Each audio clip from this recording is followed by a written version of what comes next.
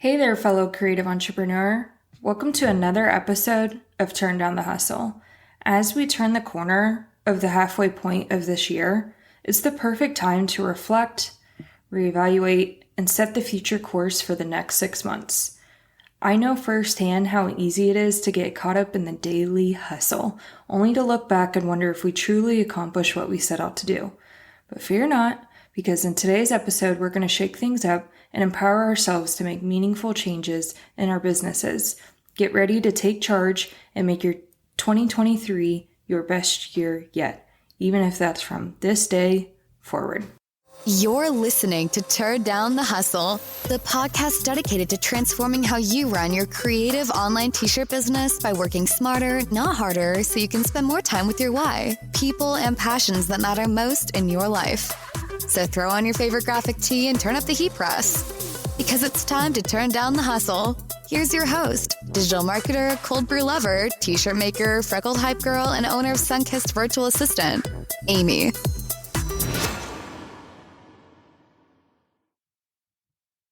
We know with every new year, it's a great time to reevaluate where we're at and where we want to go for the year. No matter if you're still trucking along according to plan, or maybe you realized you never even got around to setting those goals, the mid-year is a great time to check in or make the next 6 months a perfect representation of your 2023. So we have the potential to forget about the first 6 months and let's start today. Looking back on this year so far, you might feel like you haven't gotten much done.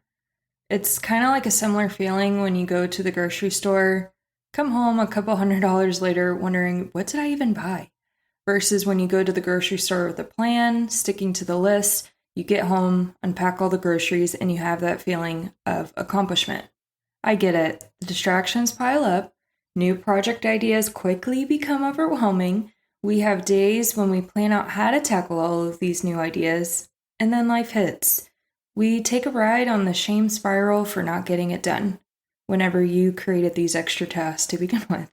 A creative business has a way of keeping you trapped in the bubble of working in your business, but rarely is the time taken to work on your business.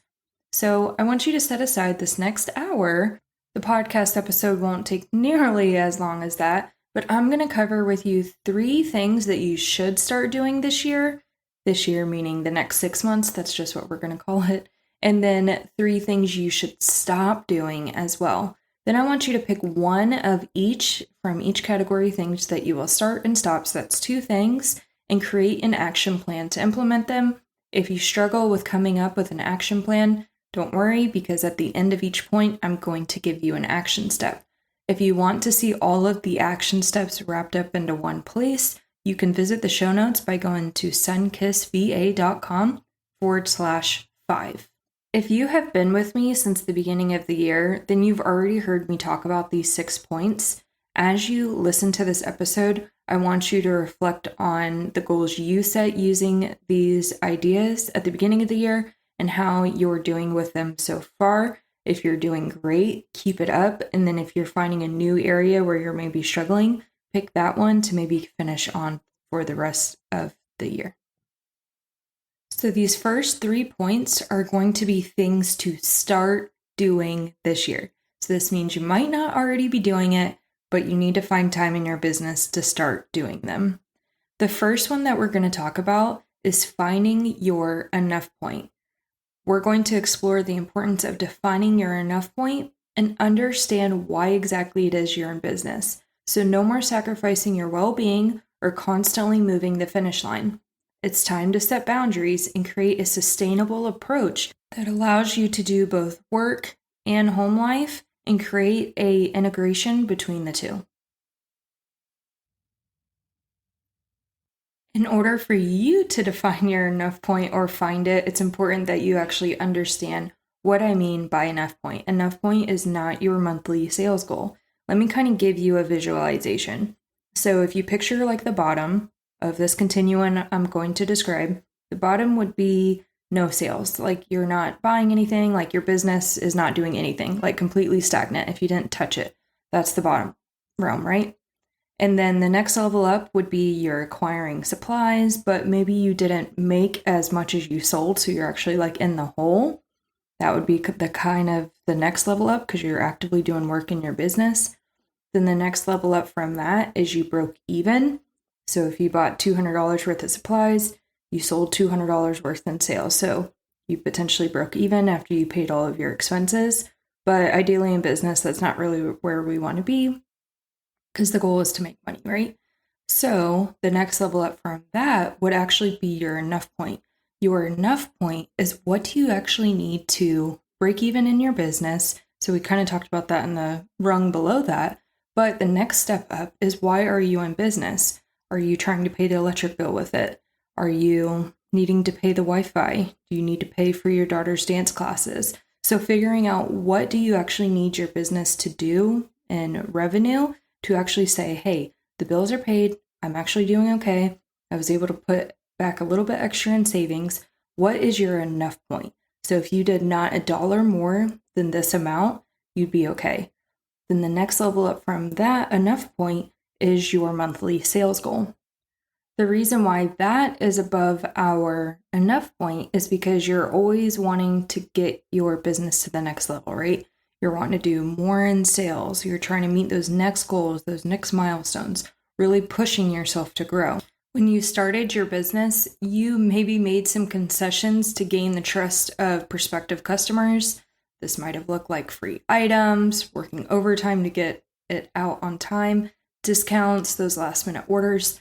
Unfortunately, though, there's a high chance you probably took on orders that either didn't excite you or you just loathed or dreaded doing. You worked long hours to craft these fun, extravagant sales, even if they didn't result in much profit, because you were just craving your audience's approval, like you started out.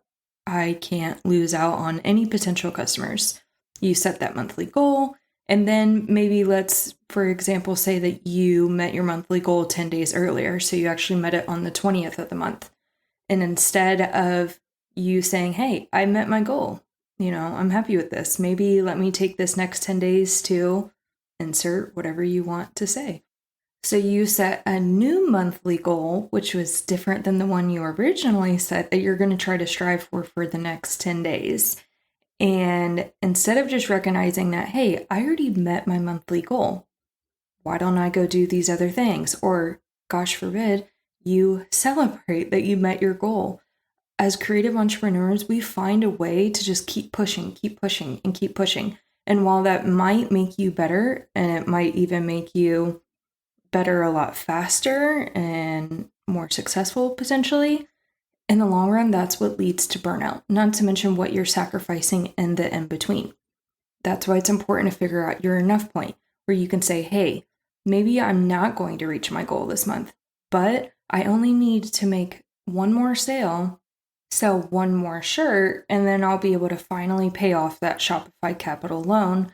And I'm super happy with that. And yeah, again, maybe I didn't meet my sales goal, but what I have is enough. So you're living in the gain versus the gap. So looking at everything that you have accomplished and what you do have versus looking at what you lack.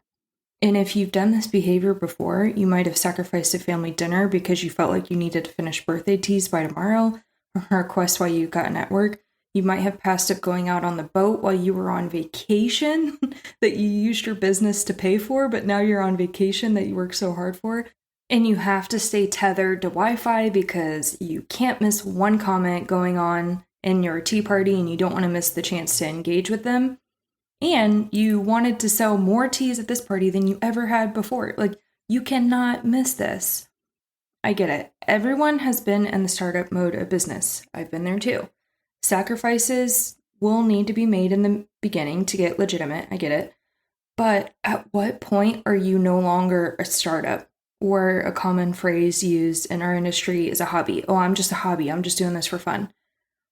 Hustle should come in sprints, not marathons. This is the Turn Down the Hustle podcast. I'm not saying turn off the hustle. There is a certain level of hustle required to meet any goal in life or be successful and work hard.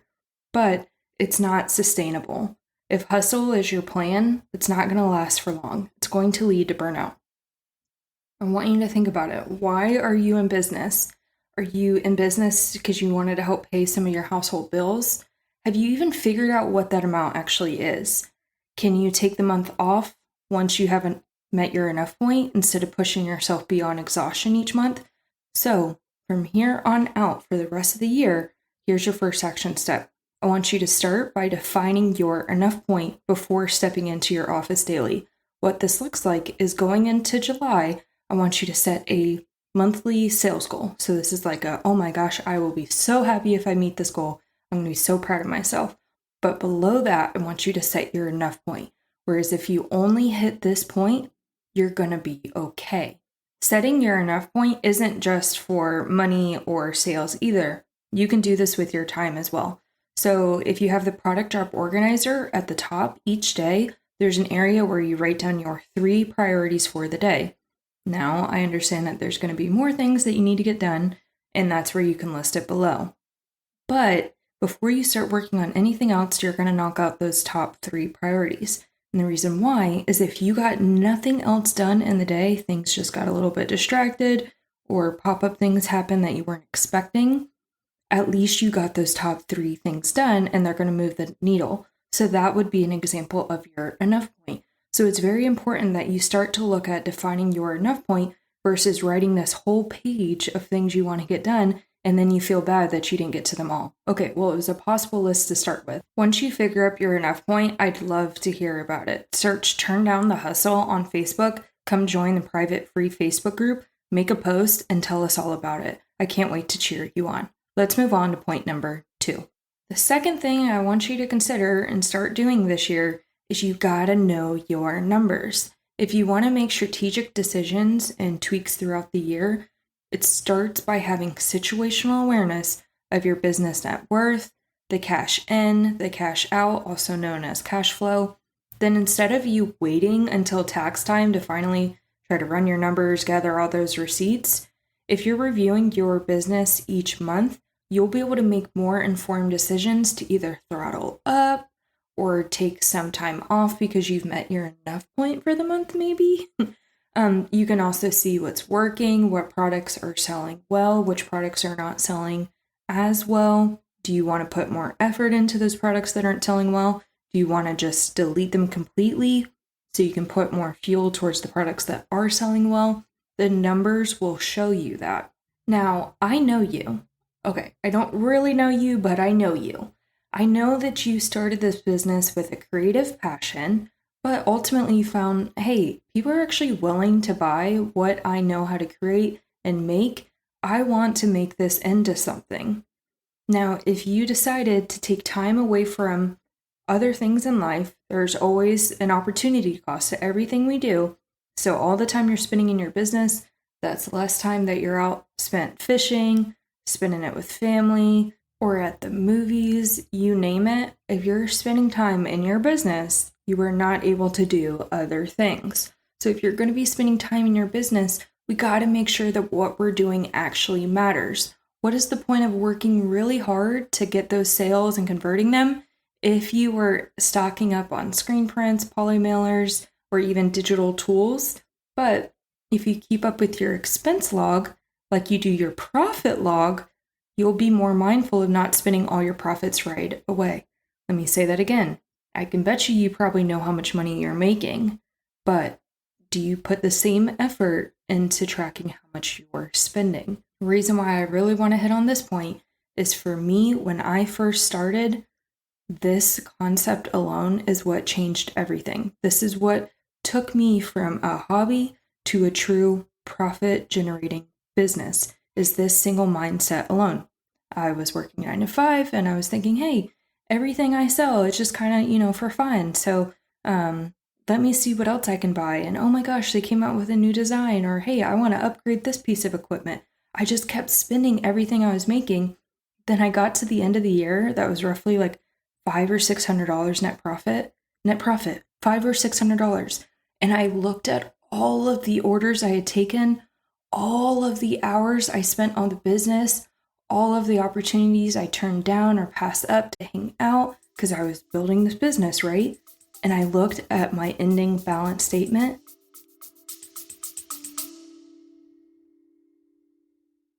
Do you remember flipping through the pages of 17 magazine, rushing to find a pen for those fun quizzes in the back? Well, get ready to relive that excitement with my first ever quiz. This time, we're not figuring out which boy band you are. We're diving into what your email habits say about your summer activities. Are you a pool party, a beach day, 4th of July fireworks, or a sunrise jog? It's a fun, quick 10-question test that will give you some surprising insights into your email marketing style. And the best part, you'll get actionable tips based on your test result to boost your email game. Head over to sunkissva.com/email quiz to take the quiz now. And don't forget, once you get your results, share them on social media and tag me. I can't wait to see which summer activity you get and to walk you through your next steps. Ready, set, quiz. Visit sunkissva.com/email quiz and let's have some fun this summer.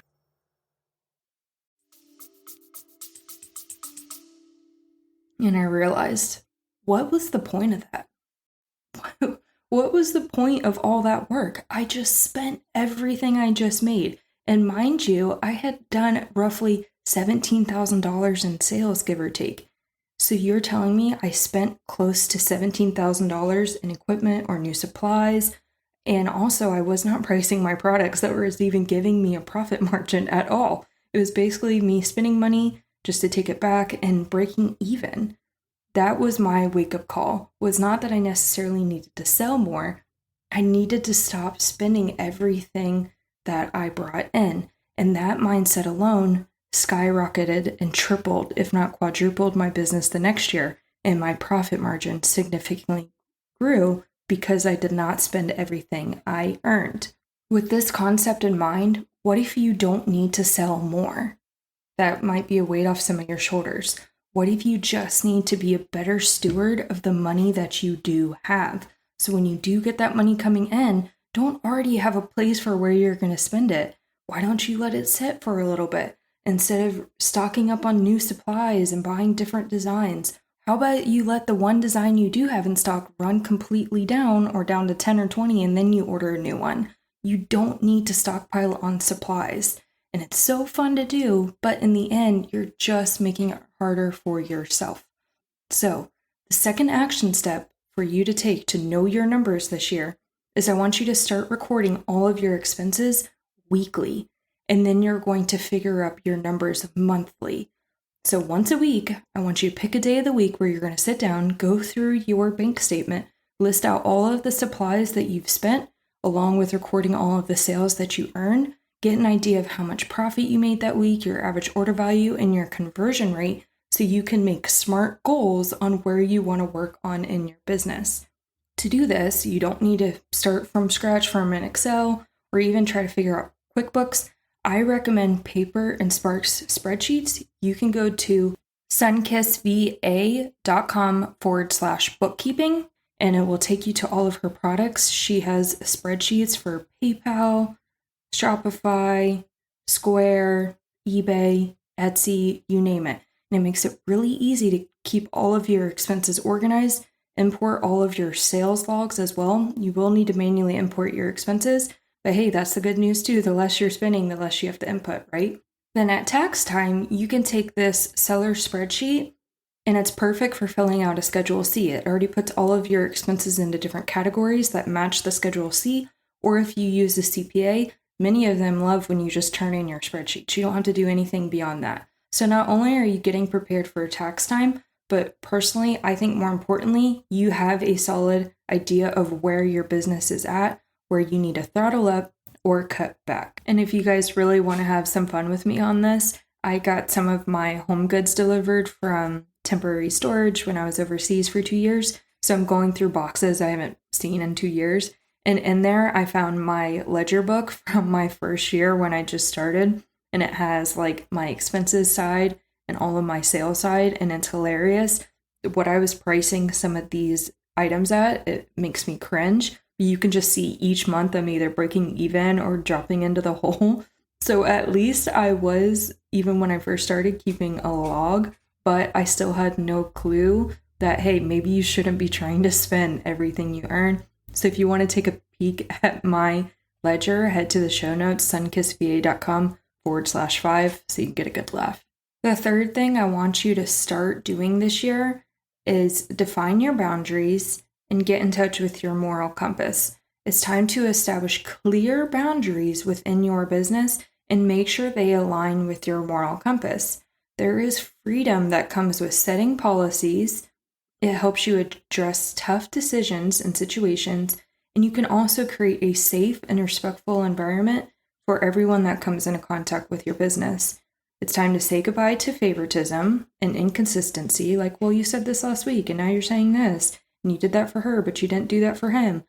And now it's time to say hello to a business built on integrity. Now, this may sound something like you read in a 17 magazine in your earlier years, like what? Boundaries and moral compass? But you owe it to yourself and those around you to set boundaries within your business, because what you allow is what will continue. So in this mid-year check-in, it's a great time to maybe even publish those policy changes. So if you've already been doing certain things and you like kind of your style on how you've been doing it or your processes, it's time to make it into a policy and write it down and publish it onto your site. Maybe even add it into your terms and conditions that they need to agree to at checkout. It's time to announce those policy changes. And there is freedom within your boundary walls. You might be thinking, oh, I don't really want to make it too stringent or write it down because then I'm going to have to follow those and then it's going to really box me in. No, there is freedom within those boundaries. As you get some time under your business belt, you'll start to find your footing. You'll find things that you stand for. You'll find other things you have zero tolerance for. And you'll also find there's things that like, oh, I'm not as big a stickler on those things. As you make those discoveries, your moral compass is starting to calibrate. It's kind of figuring out, oh, a little bit too far left. Oh, a little bit too far right. Oh, back some. Okay, forward 2 steps. And what I love about finding your moral compass is that you don't have to fret over certain tough decisions anymore.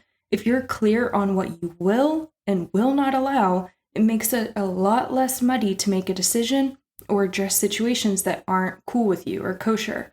And you don't have to sweat favoritism because the rules are the rules. Once you make concessions in one situation, don't be surprised when more expect the same treatment. What does this look like in your business? This may look like when the sale ends on one day and someone messages you and says, hey, I didn't get to check out. Can you still honor it? You can kind of use some judgment there. Like, do I want to try to save this customer? Or does this customer do this all the time? Or if I do this for one, I'll have to do it for all. Those are things you have to decide for your business and what makes sense. Also, people within your business group, if there's a person that maybe is a top customer, but they're constantly being disrespectful to other members in your group, are you willing to save maybe the money that person's bringing in? Or is that zero tolerance for you and you have to fire them as a customer? You have to decide that kind of stuff. But once you do that and you're very clear on what you will and will not tolerate, it makes when those sticky situations come up, it makes it easy. You know what you will do and what you will not do. It doesn't say, I'm not sure, should I do this, but then that. It takes away the gray area and allows you to make firm judgment calls that you can stand on. So, action step number 3. I want you to start writing out your business boundaries and zero tolerance items for your business, such as, I will not answer messages after 8 p.m. I will not take on late orders without a rush fee, and even within that time, there's a certain time period, I still will not accept orders. Or, you will not allow bullying or discrimination on any of your social media channels. Zero tolerance at all. So you have to decide what are the things that you will allow and what are the things you will not allow, and write those out. Okay, those are the 3 things to start doing this year. If you haven't already, make sure you pick one from that category. Moving on, we're going to talk about 3 things to stop doing this year. The first one being is obsessing over vanity metrics. Vanity metrics are likes, comments, shares, the reactions we get whenever you post something on social media. I've said it before and I'll say it again, that vanity metrics don't pay my bills. Think about posts with call to actions. So if you put in your post, click here to shop this item, what if the individual clicks that link, goes to shop that item, gets you a sale? But if you were only looking at vanity metrics, you might be thinking, wow, I've gotten no likes, comments, or shares. Dang it, this was a stinky post and maybe I need to switch something up. Not paying attention to maybe the other things that were as a result of that post. One vanity metric I was extremely guilty of watching like a hawk when I first started, probably even went on for a couple years if I'm being honest with you, was my VIP group member count. There was a time where we thought that the bigger our VIP group, the more people that were in the group, the more successful you would be. So we would have group members invite maybe their whole friends list or all the people they could think of to come into our VIP group. So really opening the floodgates. I remember giving away a free shirt for every 100 people that were invited to my group. And while that vanity metric grew and grew and grew, it wasn't proportionate to my sales per se. So just because I had more people in my group, it actually was making it harder for the people that wanted to see my posts to see them, because it was pushing it down with all those people that were not engaging and not a good fit for my business. So then what do? We're like, oh, we want more business. So we invite more people to the group, no matter who they are, we'll take you in. And then next question that comes after that, and a few months later, is my group's not engaging. What do I do? Well, now you might have a bunch of people in your group that are not your ideal customer. So now you're going to have to sort through how you're going to handle that and go forward. So I recommend from that you do just make sure you're inviting quality leads and not encouraging your group members to just invite anybody and everybody. Encourage them to invite those that they think would like the products or the fun time that they're having within your VIP group. So I digress. Not only did I pay attention to the vanity metrics of how big I could grow my group, I also was watching every time my group member count went down. And I would be obsessed with, oh my gosh, who left the group? Why would somebody want to leave my group? Not realizing like, hey, it's okay if maybe my business isn't a good fit for them, because maybe they're not a good fit for me. And every person that leaves, they're making room for people that actually want to be there, increase the likelihood of seeing your post anyhow. So this is a tough one that I had to learn. It took me a couple years to finally get this one down. But action step for not obsessing over vanity metrics is to stop checking your group numbers daily to see if you lost anyone else. You should keep a good pulse of your group though to see if it is growing or decreasing. And you can do that by evaluating at the end of the month only. And I want you to do that when you're checking all of your different metrics, your KPIs, you name it, so you don't have time to get fixated on just this one thing. I want you to look at your business as a whole. The second thing to stop doing this year is one that I just feel like a hypocrite even covering with you, because I struggle with this one a lot right now, and I even struggled with it a couple years ago, which I'll talk about in a second. But the second thing to stop doing this year is to stop waiting until the next if only.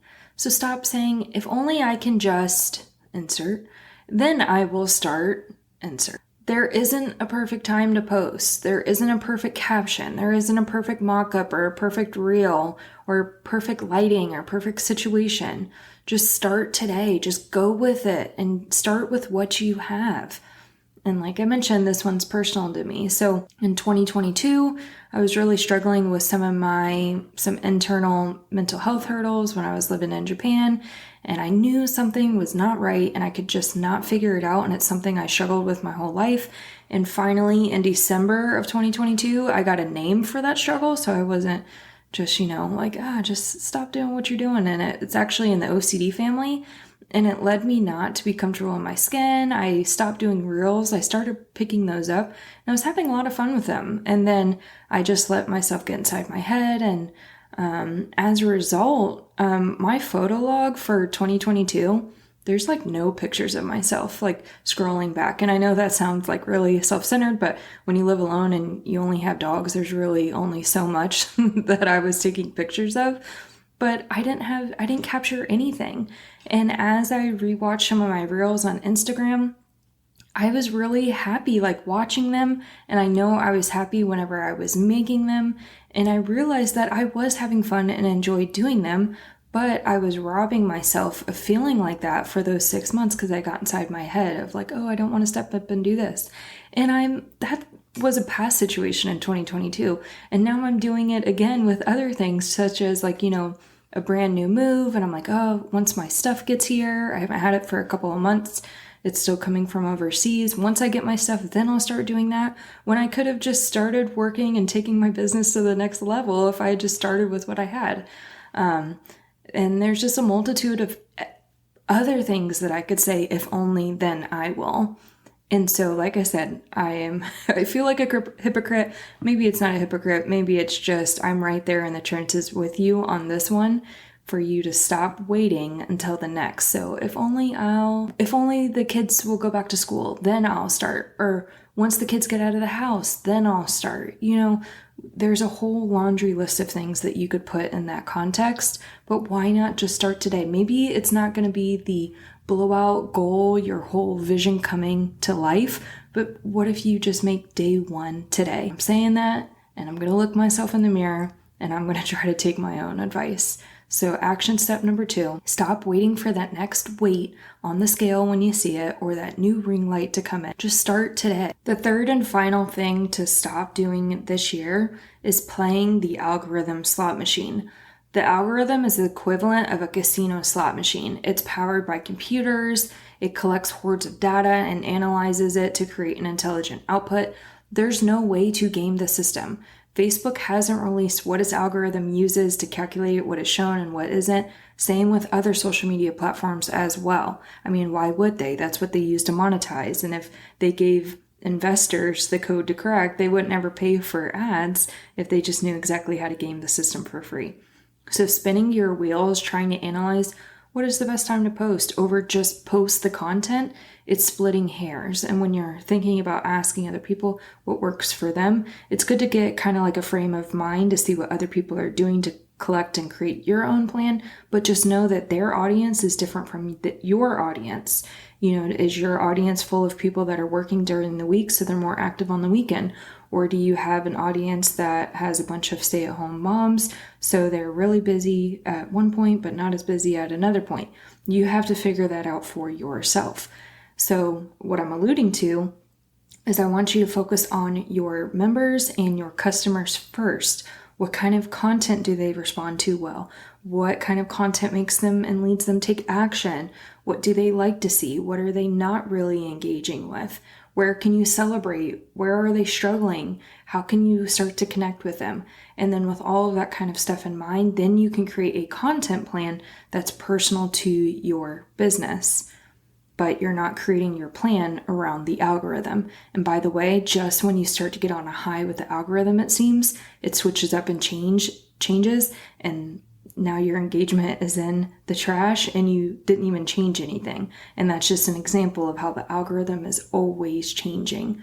I highly recommend that you focus on taking care of your customers, and your customers will take care of the algorithm.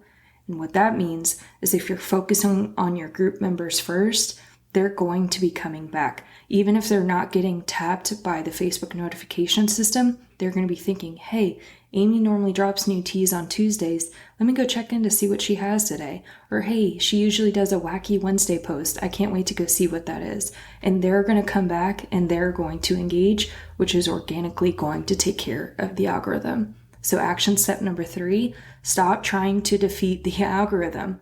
Instead, accept it for what it is and focus on the things inside your control. As we wrap up this episode, I want to leave you with a sense of empowerment and excitement for the half year ahead.